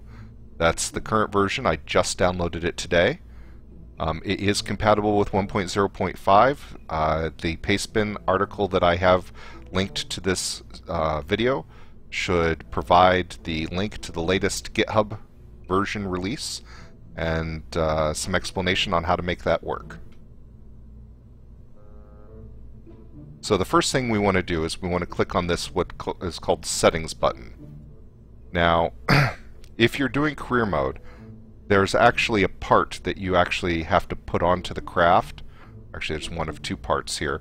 If you want it to be able to display the information while you're in flight, or you can click on what's called partless. If you're in sandbox mode, you don't have to worry about that. It's always available. But in career mode, you have the option between partless or career mode. If it's in career mode, you have to have the Kerbal Engineering System or the flight computer unit attached to the vessel in order to get the in-flight data. We'll cover that in a moment, but suffice it to say, this is kind of, that's the only setting I really touch there. Now, we don't have a lot of useful information right now because all we have is a command pod, right? Nothing really too useful yet. And just like before, we're going to put a parachute on top. That's pretty handy. And just like before, we're going to put the heat shield on the bottom. And we're going to lower that to an ablation of 40, just like we did before. And we're going to get rid of the monoprop, just like we did before. We're going to attach the decoupler, just like we did before. And then we're going to attach the FLT 400 fuel tank, just like we did before. And we're going to attach the Terrier, just like we did before. And now, magically, a bunch of numbers have appeared. It tells us the number of parts in this stage, the cost, the mass, the ISP, the thrust, the torque, the thrust to weight, the delta V, and the burn time. That's a lot of information. One of the things you can do is click on that compact button, and all it will then show you is the stage, the thrust to weight, and the delta V. Now, part of the reason that number for delta V is so high is right now, while the body is set to Kerbin, the atmosphere button is not selected. As soon as I click that, see how that drops to 613 from 2,489. This engine is really good in a vacuum. It has an engine ISP of 345 in a vacuum, and it has 60 kilonewtons of force in a vacuum. At sea level, it has just under 15 kilonewtons of force, and it has 85 ISP, which means it burns through fuel like crazy. So this engine's really great once you get into a vacuum, but until you're in a vacuum, it's really not very good. So, good rule of thumb, know when you're going to be out of the atmosphere, and use this button to tell you what your relative delta V is going to be in each stage. Now in this case I'm using the middle mouse to roll up after I selected it. We're going to come back out here, we're going to add on the decoupler, and then we're going to go and grab the exact same engine. We're going to recreate the craft that we just had, that we were just playing around with. Same winglets and everything. There we go. This is basically the exact same craft from top to bottom. Parachute, command pod, ablation, decoupler, T400 fuel tank, Terrier, decoupler, kickback, and the winglets. Same staging, top to bottom. Now, click on that so we've got atmospheric. You can see right now, I'm going to go over what these two things mean. TWR is thrust weight ratio. 1 means that you are putting out exactly as much thrust as the planet is putting down on you with gravity. We set what planet we're on under here by clicking on the body. By default it's Kerbin, but for example if we knew we were going to be taking off from the surface of Duna, we could actually set it to Duna, but in this case we're trying to get off the surface of Kerbin. If you click atmospheric, that tells you if you're dealing with atmosphere or not. Now if you were on a planet like the Moon, which is actually a moon, not a planet, it doesn't matter whether atmosphere is on or off because the Moon has no atmosphere and it automatically knows that. So right now this is the value with atmosphere, and it will tell you that stage 4, which is the first stage as we actually go by things, has a thrust to weight of 2.14 and a delta V of 2,235. Now, it also says that its max delta V is 6.89. That's how much delta V it will have when the stage, right before the stage hits empty. And the reason that number is so high is solid rocket boosters, as they burn down through their fuel, lighten the load. So as it burns down, the rocket becomes lighter and lighter and lighter, and so when it's only got 260 solid fuel left, its thrust to weight is 5.64, but it only has 260 fuel and only 383 delta V. So as it burns down, it's going to have more and more thrust. A good rule of thumb is that you want to limit your thrust until, remember we had it at 80 when we were doing our trial and error, that's 1.71. A good rule of thumb that I use is you want to shoot for just around or over 1.4 on your initial launch. Now our max is still going to be 4.55. That's okay. Now we're going to have 235 delta V taking us up through that stage. The next stage is only going to have 2,849, and you'd say, well, how much delta V do I need to get into a proper orbit? There are several charts out there that will tell you how much delta V you need. A lot of it has to do with your staging, how fast you're going through the atmosphere, and all of that. It really is much more complex than just a simple chart. But regardless of that, the rough number that I keep in my head for getting into orbit and coming back is I want to have at least 4K. Now that's to get into orbit and come back down. As you can see, as soon as I click the atmosphere button, we have a total of 5,011, and we have, this stage has 2,489. See that? Now since I know that this lower stage is enough to get me out of the atmosphere, I know that when I activate this engine we're going to be outside of the atmosphere, and so my total delta V is probably going to be right around 5K, which is plenty to get us out there. So this is my KER optimize launch. Now, I explained what thrust to weight is. Delta V. What does delta V mean? I hear this question all the time. What does delta V require? What is it? Delta V, delta, means change. V is velocity, or vector, depending on who you ask. The best way to think of it is, imagine you have two rocks floating by each other in an absolute vacuum with no gravity. They're just floating along, there's no forces acting on them, there's no gravity, and because this game, it doesn't actually take into account the gravity of things like asteroids, imagine that they don't even affect each other with gravity, right? They're just floating by each other, nothing's acting on them, not even each other. Say they're floating past each other at 100 meters per second. If one of the objects had a delta V of 100 meters per second, and it could point that in the right direction, it could zero its velocity relative to the other object. So you could, if they were heading directly towards each other at 100 meters per second, and one of them could fire its thrust of delta V in the direction opposite it was heading, i.e. towards the other rock, it could actually zero its velocity to the other rock completely. Now, realize that when we're launching a rocket from the surface of Kerbin, not only are we calculating how much delta V we need to move us away from the surface of Kerbin and around the planet into an orbit, but we're also calculating how much delta V we need in order to fight gravity, because gravity is constantly pulling us back down. So if we had a thrust-to-weight ratio of 1.01, we would need a huge amount of delta V to get into orbit, because even though we would actually have a positive thrust to weight, meaning we would slowly be moving away from the planet, the problem is that gravity is constantly pulling you down. So for every second that you remain in that gravity well, you would end up being pulled down and having to constantly burn the amount of delta V necessary to not only fight gravity, but to slowly move you upwards. So the faster you can get out of the gravity well, the better off you are. But on the other hand, the faster you go out of the gravity well, if there's an atmosphere, you then end up fighting friction with the atmosphere, so you end up losing thrust against it, the friction, as the kinetic energy is transferred into thermal energy by the friction through the atmosphere, which is why you see that burn effect. So you kind of have to find the sweet spot where you're firing hard enough that you're going to get out of the gravity well as fast as you can, but without too much thrust, so that you're not wasting thrust in counteracting the actual friction that you're going to see going up. As I said, I kind of view the sweet spot at just around 1.4, 1.45, somewhere around there.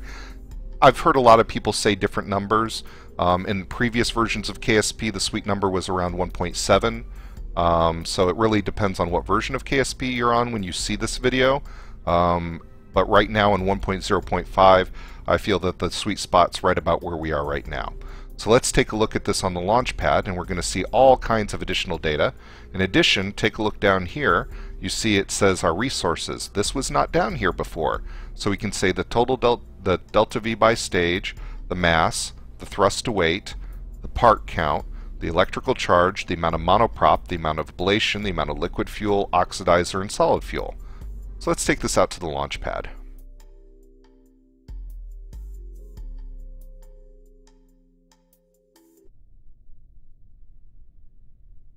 Okay, so here we are on the launch pad, and immediately we are confronted with this. You might say, well, what is this? Well, this lets you figure out what parts you want to display, and over here you've got this wrench. Now, if you click on that, it'll stay up there. This part at the top is what it calls the control bar. I almost always get rid of that immediately. The parts that we have down here, we have orbital, surface, vessel, rendezvous, thermal, and the two HUDs. Now, these two things are our HUDs. If you click on Edit on both of those, you can change what's displayed on the heads-up display. You can also click on this BG button and then close it, and you'll see that they're kept a little bit darker in the background. This helps a little bit if you're flying against sort of a white sky and you've got white lettering. So I usually do that. Now, for what I normally do when I'm doing a launch, I want to see the orbital data and I want to see the vessel data. And I usually put this over here. Then I'll click this to get rid of it. So now, we have a bunch of data here. Some of the data here is going to be redundant in the HUD. In fact, if I really didn't need all of this, if I wasn't a stickler for trying to get too much data, we could actually get rid of all of the orbital data, because all that's displayed up here. Apoapsis height here, it's 81.0 because that's the height we are above the launch pad, and that's here. Our periapsis height is negative 598. That's because if we just let go right now and there was no planet in our way, we'd fall right through the planet. These numbers will change and we'll talk about them once we're flying. Note that it tells me my altitude above terrain, which it says is 18.2 meters, as opposed to the 90 that's listed here. And we have a vertical speed, a horizontal speed, and the biome that we're in. Over here, on the vessel section, we have the name of the vessel, and then we have the delta V broken down by stage, and the total delta V, and the mass, the thrust, the current thrust to weight, which is 0 and 1.42. As soon as I hit the space bar, this 0.00 is going to jump to 1.42. And the reason this is handy is this is the maximum. If we were not using an SRB here, the throttle level is actually what's displayed here. So for example, if we were launching with a liquid and it had a maximum of 5 or some other obscene number, we could actually tell it to start lower, and then we could start at 0 and slowly throttle up until we got to the 1.4.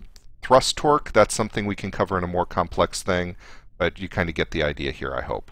So the staging is exactly the same. And we'll probably have to do this a couple of times so I can cover everything, because it kind of happens quickly. But here we go. So we hit T just like we did before to activate the SAS, and we hit the space bar, and immediately you'll see that our apoapsis is climbing. You'll also see that our delta V numbers are changing and our thrust to weight numbers are changing. So we're at 1.52, 1.53, and so on. And we can slowly start to turn it over. But look at this, the delta V for that upper stage is climbing. In fact, the delta V for the upper stage is climbing so fast that the delta V total is actually going up despite the fact that we're firing our rocket. That's because this engine is so much more efficient in lower atmosphere, and right now we're in very thick and soupy atmosphere. The other thing is, look at this, our apoapsis height 6K, we're only at 4K, 7.8K now, 5K. Also, look at our speed, we're at 300, and look at it in a couple different places, but we're at 350 and we're at 7 kilometers up. Much better speed in my book. We're now just crossed 10K and we're at 450 meters per second. Much nicer than we were last time, I think. And you can see we now have an apoapsis of 34, 35, 38, 40, 42. We're just slowly turning the rocket over using our tail fins. Now you have to be a little bit careful here, because as the atmosphere thins out, you can actually end up spinning. But we should be okay. So our apoapsis is now above 100 kilometers. And our total delta V now is, as this runs out and goes to 0, right there. Poof, 0. We still have 2,489 delta V left. And that's in the next stage. So we hit the space bar. I already zeroed the throttle out. We hit the space bar again to activate that engine, and there we go. Now we can go here. You can see that our apoapsis is just below 200 meters, and it shows our periapsis is still well within the planet, which means we are nowhere near an orbit. Now I'm going to show the next thing, which is precise node. Precise node, first thing you're going to want to do is click on this O and tell it to show additional UT controls. And then close that. This allows me to snap the node to various points, in this case the apoapsis, and then I'm going to tell it to increase it by 100 per increment, and by hitting the 8 key on my numpad, I'm making the prograde go up by increments of 100. And so we can see that's 189. I'm going to click this to make it by 10. So now it's 196 by 193, pretty good. And it will tell me that my total delta V is going to be 1,550. And we know that we have 2,489, so we should have quite a bit of delta V left when after we've created our orbit. Now, rather than taking a look down here in the corner, I can actually look up here, and it will tell me my time to half burn, my time to node, and my time to node burn. So I can actually point in the right direction, and it will do the half burn math for me and say, okay, you want to start burning in 1 minute and 27 seconds.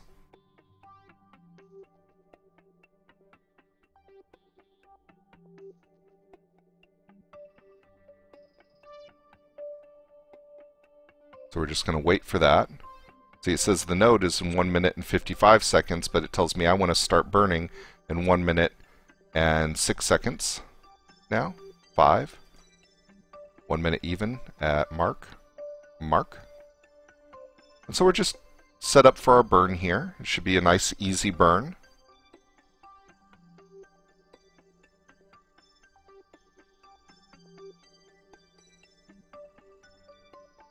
$45. We can even do a little time acceleration here.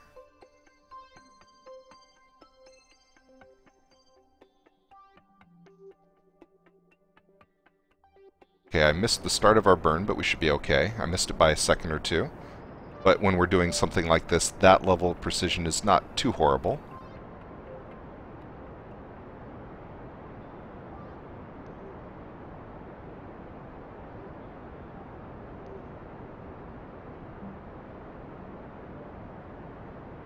And while this engine is very efficient in a vacuum, even with its thrust weight over here of 3.1, 3.2, it's still actually not that powerful of an engine. If we had a very big vessel, this would be basically a small little tweak of an engine. It wouldn't really do us much good. So be aware that this engine only really works because we've got a very small vessel that we're playing around with here. So now see, we have our apoapse height here and our periapse, and we don't even have to look at the other screens to see those values.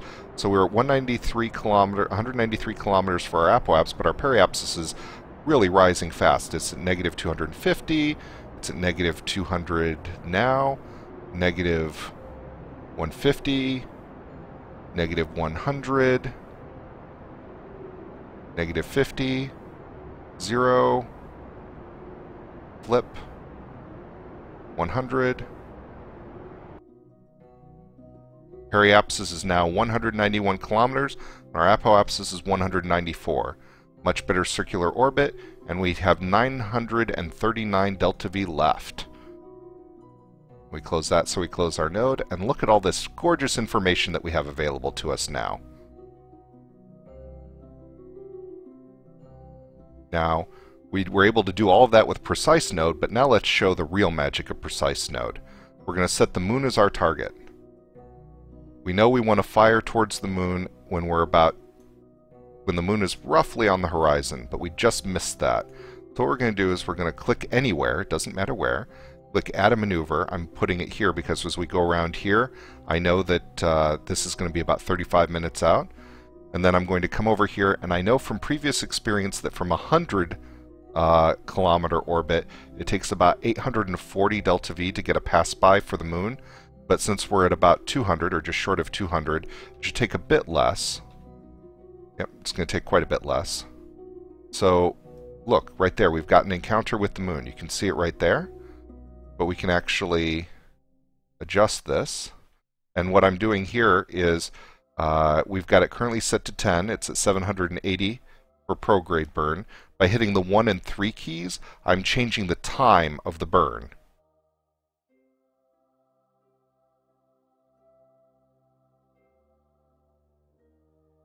And magic. So you can actually change this really precisely.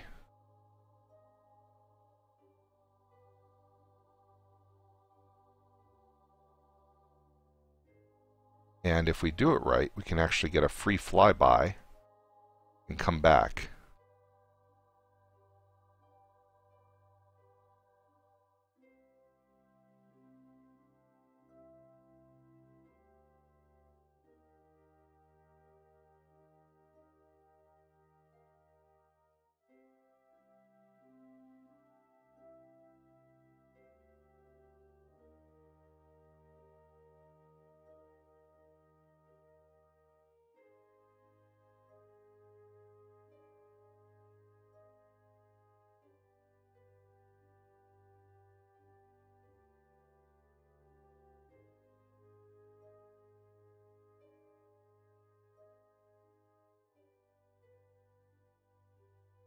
You can always click on focus on the target so that you can actually see how your encounter will go. That looks pretty good, actually.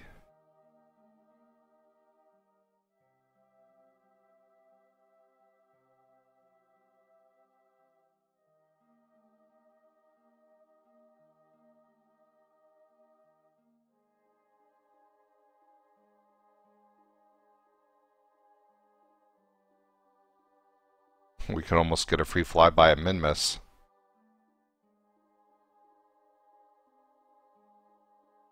Getting a free return is sometimes very tricky. Because what you want is you want your periapsis to be actually down. And that would be a free ejection from Kerbin's Sphere of Influence for 785, which wouldn't be bad if that's what our goal was. Now, the one problem we have with this is, as I said before, the engine we've got does not generate electrical current. So we may not be able to do this, but we're going to give it a try. Let's see what we can do here. Fortunately, we have time to play around with the node, because the node is not for another 35 minutes.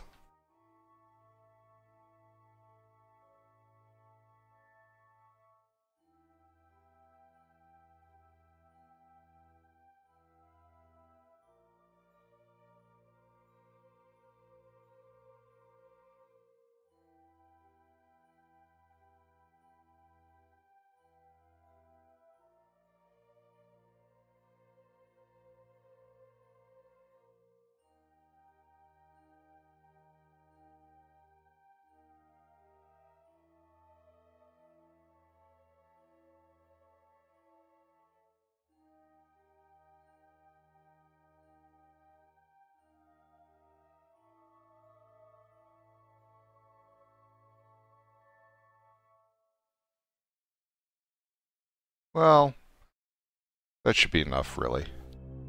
Let's see what we can do here.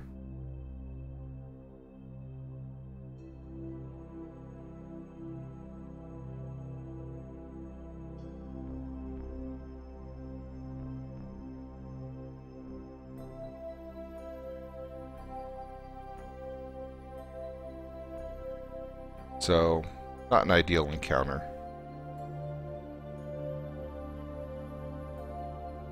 But there we go. So by using precise node rather than pulling on the arrows, I'm able to get a very close encounter to what I want. Now we have 939 delta V. We need 739 to get that. We're going to end up way out there if we do this encounter. But I don't really care. We're just trying to show the flyby effects. We're not actually going to try to re-enter here. So I'm just going to move ourselves until we get to here. Now this is where Kerbal Alarm Clock becomes very useful. So let's click on that. And we can tell it to add an alarm. And by default, it already knows that I want to add it where the maneuver is. And it will tell me to wake up 1 minute before we're supposed to do our burn. So you can adjust that. But by default, if you've got a maneuver node that you've just set up, you should be able to just click on Add Alarm. And it says 25 minutes and 50 seconds.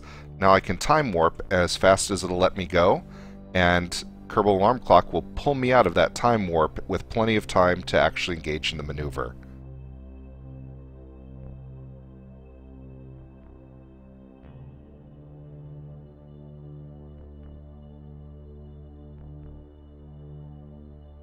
And there we go, and it will pop up and say, do you want to do this? And I say, yeah, delete on close, close the alarm, we're all good to go. And over here it says we got 52 seconds, 50 seconds until our burn.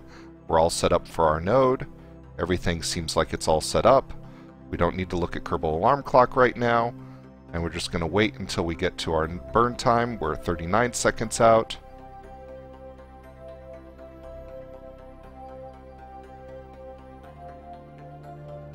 Someone is pointing out to me that if the burn time is greater than 2 minutes, Kerbal Alarm Clock by default gives you 1 minute warning to the burn time. Sometimes Kerbal Alarm Clock and Kerbal Engineer mess up slightly, so if it's a really long burn, like 10 minutes plus, which you might have for some interplanetary travels using an ion engine, you may want to make sure that you give yourself quite a bit of warning on that Kerbal Alarm Clock wake up. In addition, you may want to give yourself more warning for another reason, which is that sometimes the math, when it reloads the vessel, will make you lose your encounter with another planet if it's been a long distance because of rounding issues. So be aware that you should, at every so often as you're trying to do an encounter, say with Duna or something like that, that you check back to make sure that the ship is on target. And here we go, we're about to get our encounter. And I'll just finish up that burn. That's good enough for me. Don't need to go all the way out there. So we closed the node, and now you can see we have our moon encounter in 4 hours. And we have our periapsis around the moon is going to be 233. And we could even see, we could add a maneuver there, and see if we have enough delta V to actually circularize around the moon. We have 167. And we do. Look at that. We could actually get into orbit around the moon. So let's do that. So we're going to add an alarm. And by default this time, it would go to the maneuver, but we'll slow down at the sphere of influence change anyway. So let's see what happens there. So we're fast forwarding as we zip away from Kerbin over there. Hitting the backspace key will recenter you on your craft, by the way. I've had people ask me that, how do you change back quickly to your craft? Hitting the backspace key shifts the view from wherever you are to your current vessel. So you can see we just hit the sphere of influence change. And we're still moving in towards our burn node here.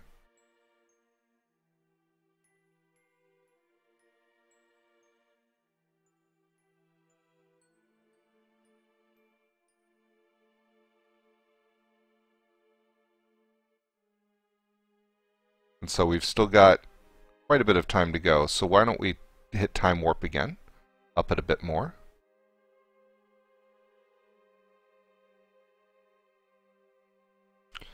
And here we go, and it's going to wake us up a minute before our burn. Now remember, when you do an add, you can actually change your margin. You can make it be 5 seconds if you want. You can make it be 5 hours if you want. You really have a lot of options on that, on when you want to set an alarm for. And to get rid of this, you simply click the alarm clock and away it goes. Now look, we've got our burn in 44 seconds, but we're not pointed in the right direction. So we're just going to go over here and point towards the blue thing. Look at that, which happens to be retrograde because it's all negative on prograde there. Not surprising. Our burn time here is only going to be 5 seconds, which is pretty much all the fuel we have. We should end up in a nice orbit around the moon. Got 19 seconds, 18 seconds.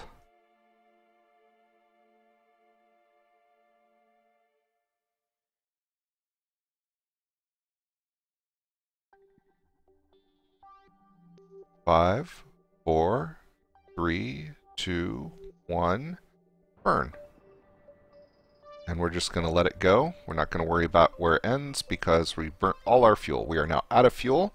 We have a moon periapsis of 232 and an apoapsis of 488, and we are now in orbit successfully around the Mun in a craft that previously we were just able to re-enter around Kerbin with and just had a little bit of delta V left. So think about that. That's the difference between using Kerbal Engineer and optimizing all of these values. It's a pretty handy thing. There are a lot of other tools here, including the ability to calculate rendezvous with another ship so that you can optimize your docking procedures. Another thing that we're going to worry about in later episodes is dealing with the surface for purposes of landing. This surface tab right here makes landing much, much easier.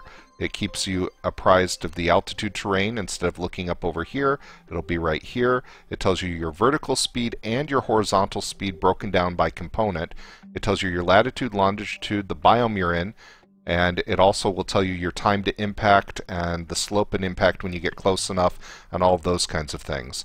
So it'll also show you something called suicide burn in all of this, which will tell you the absolute last second to burn in order to have zero velocity to the surface at full thrust. Now be aware, the calculations for suicide burn, and we'll cover this when we do a landing tutorial, but the calculations for suicide burn do not necessarily take into account horizontal speed, but only vertical speed.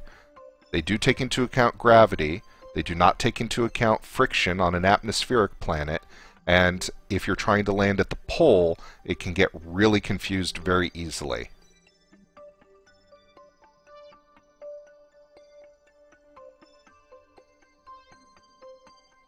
So hopefully that covers the basics of launching, returning to Kerbal Surface, and the importance of the Kerbal Engineer, Kerbal Alarm Clock, and Precise Node mods.